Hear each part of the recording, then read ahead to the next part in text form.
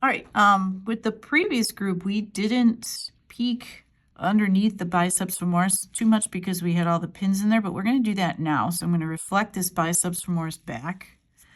And one of the cool things that you can see under here is this big complex of nerves coming off the base of the spine.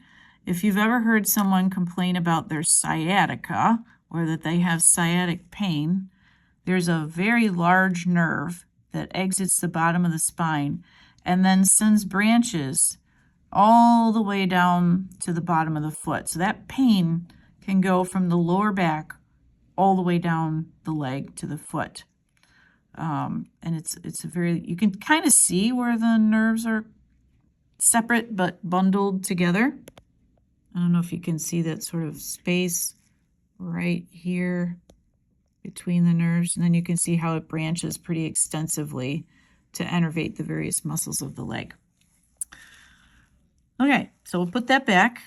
Now we're going to go to the medial side of the thigh, and this is group 11 and 12, or 11, sorry, group 11. Covering most of this is going to be this big flat muscle called the gracilis. This is an inner thigh muscle here, and it's very wide but not very thick, and you can disconnect that from the inside of the knee, kind of like you did with the biceps femoris from the lateral side. Disconnect the gracilis from the inside. As you do, you can see that the semitendinosus is kind of fused with it over here. We didn't separate that out, but you can see two separate muscles here. And then here's our semimembranosus. Then we get into our adductors. These are muscles that are going to pull the leg in medially. The big one is the adductor magnus, magnus meaning big, and then adductor telling you what that muscle is going to do. Next to that is the adductor longus, shown with the yellow pin.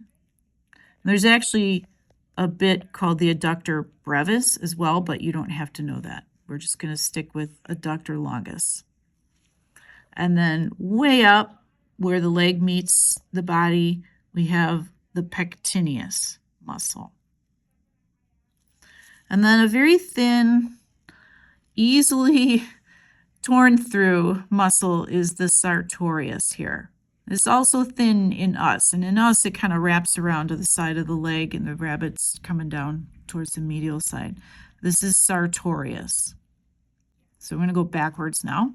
Orange pin in the sartorius, purple pin in the pectineus, yellow pin in the adductor longus, white pin in adductor magnus, and then covering all of that before you cut through the fascia there would be your gracilis.